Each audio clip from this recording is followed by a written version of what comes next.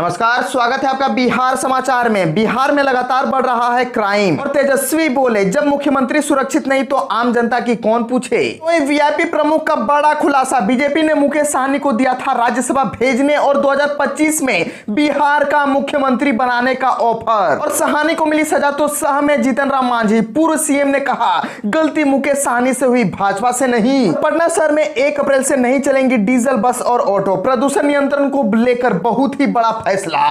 तो अब तक की सभी बड़ी खबरों पे बात करने से पहले आपसे छोटी सी अनुरोध है कि कृपया वीडियो को एक लाइक अवश्य कर दीजिएगा, क्योंकि आपका एक लाइक करना ही हमारे मेहनत का फल होता है।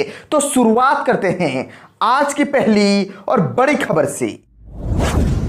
बीजेपी ने मुकेश सहनी को दिया था राज्यसभा भेजने और 2025 में बिहार का मुख्यमंत्री बनाने का ऑफर। वीआईपी प्रमुख ने किया खुलासा। असल वीआईपी प्रमुख मुकेश सहनी ने कहा कि हमसे कहा गया था कि आपको राज्यसभा भेजेंगे, वर्ष 2025 में बिहार का मुख्यमंत्री बनाएंगे, आप मेरी पार्टी में विलय कर लीजिए। पर हमने कहा था कि मेरा उद्देश्य है निषाद समाज को SC/ST के आरक्षण में लाना, केंद्र सरकार लागू कर दे तो मैं पार्टी उनके हवाले कर दूंगा। यह भी कहा कि मुझे 6 साल के लिए MLC बनाने की बात थी। बता दें कि सोमवार को प्रदेश से भाजपा अध्यक्ष डॉक्टर संजय जायसवाल ने दावा किया था कि मुकेश सहनी ने अपनी वीआईपी का विलय भाजपा में करने का भरोसा दिया था, लेकिन बाद में वे इससे मुकर गए। मुकेश सहनी ने कहा कि हम किसी अनुकंपा पर मंत्री नहीं बने थे और ना ही MLC है, मेरी ताकत थी इसीलिए मुझे एनडीए में शामिल किया गया है। हमारे सहयोग से राज्य में एनडीए की सरकार बनी थी। अब मुझे साजिश के तहत अपने ही घर से बाहर कर दिया गया है, पर मैं अपने निषाद समाज और गरीब गुरबों के हक की लड़ाई जारी रखूंगा। आगे के चुनावों में जनता माकूल जवाब देगी। बिहार में फिर से बम विस्फोट, अब मोतिहारी के एक घर में फटा बम। इस वक्त ताजा खबर मोतिहारी से आ रही है। बिहार में एक बार फिर से बम विस्फोट हुआ है। भागलपुर, लखीसराय, गोपालगंज की घटना के बाद अब मोतिहारी में बम विस्फोट की खबर सामने आई है। मोतिहारी के श्री कृष्ण नगर स्थित एक घर में ब्लास्ट हुआ है। इस घर में एक साथ 2 बम फटे हैं। मौके पर पहुंची पुलिस ने 5 घर से बम बरामद किया है। मतलब है कि बीते सोमवार को लखीसराय स्थित एक घर में बम ब्लास्ट हुआ था, जिससे इलाके में अफरा तफरी मच गई थी। इस घटना में 7 लोग गंभीर रूप से घायल भी हो गए थे। घायलों में महिला और बच्चे भी शामिल थे। बम ब्लास्ट की यह घटना पिपरिया स्थित वालीपुर गांव में हुई थी। पुलिस ने घटनास्थल से 3 जिंदा बम को बरामद किया था। लखीसराय में हुए बम ब्लास्ट की घटना से संबंध में बताया गया कि लुटन रजक के घर में 3 बम रखे गए थे। घर के किसी बच्चे ने एक बम को उठा लिया, जिससे विस्फोट हुआ था। घटना के बाद SSP सैयद इमरान मसूद ने विस्फोट की जांच के लिए विशेषज्ञों की टीम को भी घटनास्थल पर बुलाया था। सभी घायलों का इलाज सदर अस्पताल में जारी है। बताते चले कि बीते 9 मार्च को पटाखा बनाने के दौरान गोपालगंज में एक बम धमाका हो गया था, जिसमें एक बुजुर्ग की मौत भी हो गई थी, जबकि कई लोग घायल हो गए थे। इससे पहले भागलपुर में बड़ा बम धमाका हुआ था, जिसमें 3 घर विध्वंस हो गए थे। वहीं 1 दर्जन से ज्यादा लोगों की मौत हो गई थी। बिहार में लगातार बढ़ रहा है क्राइम। तेजस्वी बोले जब मुख्यमंत्री सुरक्षित नहीं तो आम जनता की कौन पूछे। बिहार में बेलगाम अपराध को लेकर नेता प्रतिपक्ष तेजस्वी यादव ने मुख्यमंत्री नीतीश कुमार से सीधा सवाल किया है। तेजस्वी यादव ने राज्य में लगातार हो रही आपराधिक घटनाओं को लेकर मुख्यमंत्री से जवाब मांगा है। दरअसल तेजस्वी यादव ने कहा है कि राज्य के अंदर लगातार आपराधिक घटनाओं में इजाफा हुआ है। जब इतनी चाक चौबंद सुरक्षा व्यवस्था के बीच राज्य का मुख्यमंत्री ही सुरक्षित नहीं है तो आम लोगों की बात कौन करे। तेजस्वी ने कहा है कि बिहार में जिस तरह कारोबारियों को निशाना बनाया जा रहा है, जेडीयू नेता की हत्या राजधानी पटना में कर दी गई है। इन सब घटनाओं के बाद मुख्यमंत्री की जवाबदेही बनती है कि वह इस मामले में अपनी तरफ से बात रखे। गृह मंत्रालय मुख्यमंत्री के पास से, लिहाजा वह अपनी जवाबदेही से नहीं बच सकते हैं। ये इतना बड़ा मामला है, इसमें तो डीजीपी और बड़े अधिकारी आकर स्पष्टीकरण देना चाहिए। इतना ही नहीं, तेजस्वी ने मुख्यमंत्री नीतीश कुमार के ऊपर हुए हमले की निंदा करते हुए कहा है कि अगर मुख्यमंत्री खुद सुरक्षित नहीं है तो आम लोगों का हाल समझा जा सकता है। तेजस्वी यादव ने कहा कि हमेशा की तरह इस मामले में भी जो छोटे अधिकारी या सिपाही है उनके ऊपर ही कार्रवाई होगी, बड़े लोगों के ऊपर कोई एक्शन नहीं होगा। तेजस्वी यादव ने कहा कि बिहार में लगातार ऐसी घटनाएं हो रही है। जेडीयू नेता की कल रात गोली मारकर हत्या कर दी गई, वहीं उससे पहले सुरक्षा घेरे को तोड़कर मुख्यमंत्री के पास पहुंचकर युवक उन्हें थप्पड़ लगा देता है। कुछ भी हो सकता है मुख्यमंत्री के साथ। यह सब दिखाता है कि बिहार की कानून व्यवस्था पूरी तरह ध्वस्त हो चुकी है।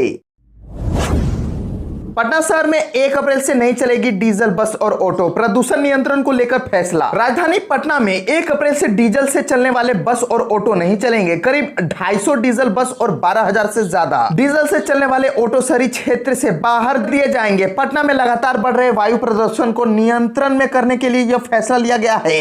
प्रशासन ने इसको लेकर फरमान जारी कर दिया है। जानकारी के मुताबिक 2019 में पटना का वायु प्रदूषण पूरे देश में सबसे अधिक हो गया था, जिसके बाद सरकार ने डीजल गाड़ियों पर प्रतिबंध लगाने का फैसला लिया था। बस और ऑटो संचालकों को 31 मार्च 2022 तक का समय दिया गया था ताकि वाहन मालिक अपने वाहनों को डीजल से सीएनजी में कन्वर्ट करा सके। सरकार द्वारा अनुदान दिए जाने के बावजूद फिलहाल पटना शहर में सैकड़ों डीजल गाड़ियां चल रही है। परिवहन विभाग इस बार समय सीमा बढ़ाने के मूड में नहीं है, लिहाजा इस तरह की सभी गाड़ियां 1 अप्रैल से शहर में बाहर हो जाएंगी। तो अब बात कर लेते हैं बिहार के मौसम की। तो बिहार में अगले 48 घंटे के बीच होगी बारिश। मौसम विभाग ने जारी किया अलर्ट। बिहार में भीषण गर्मी शुरू हो चुकी है। मार्च महीने में मौसम ने यूटर्न लेकर अचानक करवट बदल दिया है। आसमान में छाए बादलों ने कड़क धूप के गर्म तेवर पर न केवल ब्रेक लगा दिया है, बल्कि समय से पहले गर्मी की झुलसते लोगों को भी राहत दी है। मौसम विशेषज्ञों के अनुसार तो अगले 48 घंटों तक मौसम शुष्क बना रहेगा और 31 मार्च से 2 अप्रैल के बीच उत्तर पूर्वी हिस्सों में कहीं हल्की बारिश तो कहीं बौछार की संभावना बनी हुई है।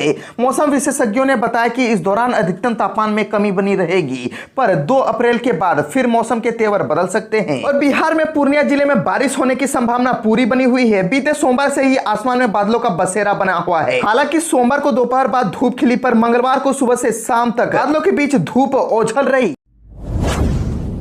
छपरा में मिड डे मील में मिली मरी हुई छिपकली। खाना खाने के बाद 20 बच्चों को आने लगी उल्टियां, डॉक्टरों की निगरानी में है सभी। बिहार के छपरा में एक सरकारी स्कूल में मिड डे मील में मरी हुई छिपकली मिली है। बच्चे की थाली में छिपकली मिलने से वहां अफरा तफरी मच गई है। वहीं पहले खाना खा चुके करीब 20 बच्चों को उल्टियां होने लगी, जिसके बाद आनंद फानंद में इसकी सूचना सिविल सर्जन को दी गई। इसके बाद मौके पर पहुंची डॉक्टरों की टीम ने बच्चों की जांच की। बच्चों को डॉक्टरों की निगरानी में रखा गया है। पटना जिले के तेलपा के एक सरकारी स्कूल की है। दरअसल मंगलवार को खाना खिलाने के दौरान जब एक बच्ची की थाली में जैसे ही सब्जी डाली गई, उसमें छिपकली देखकर सभी डर गए। इसके बाद बच्चों को खाना खाने से मना कर दिया गया। लेकिन इससे पहले 20 बच्चे स्कूल के हेडमास्टर रसोइया खाना खा चुके थे। सब्जी में मरी हुई छिपकली मिली है। यह बात कुछ देर में स्कूल समेत आसपास के इलाके में आग की तरफ फैल गई। सभी बच्चे के परिजन भागे भागे स्कूल पहुंचे। इस बीच स्कूल के हेडमास्टर ने इसकी जानकारी तुरंत नगर सिविल सर्जन और नगर थाने को दी। इसके बाद मौके पर सदर अस्पताल के डॉक्टरों की टीम पहुंची और बच्चों का चेकअप किया। राहत की बात यह है कि सभी बच्चे खतरे से बाहर है।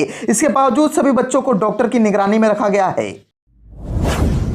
दीपक मेहता हत्याकांड को लेकर होली के दिन ही रची गई थी साजिश। शूटर ने जेडीयू नेता के ऑफिस पहुंचकर रेकी भी की थी। दानापुर नगर परिषद के सभापति और जेडीयू नेता दीपक मेहता की हत्या के बाद पटना पुलिस मुंह छिपाते फिर रही है। पटना के एसएसपी घटना के 20 घंटे बाद भी मौके पर नहीं पहुंचे। हालांकि उनकी तरफ से एक एसआईटी का गठन जरूर किया गया है। एसआईटी ने कई लोगों को हिरासत में लेकर पूछताछ भी की है। पुलिस सूत्र बताते हैं कि एक लाइनर को भी हिरासत में लिया गया है, लेकिन दीपक मेहता की हत्या से जुड़ी जो शुरुआती जानकारी सामने आई है, उसके मुताबिक व्यापारी किलरों के जरिए दीपक को निशाना बनाया गया था। दीपक की हत्या की साजिश होली के दिन ही रची जा चुकी थी। शुरुआती तहकीकात में यह बात भी सामने आई है कि लगभग हफ्ते भर पहले एक शूटर दीपक दफ्तर भी गया था। उसने घटना को अंजाम देने के पहले रेकी की थी। दीपक हत्याकांड में जो महत्वपूर्ण जानकारियां सामने आ रही है, उसके मुताबिक सोमवार की रात दीपक जब तकिया पर स्थित पार्टी से लौटे थे, शूटर और लाइनर वहीं से उनका पीछा कर रहे थे।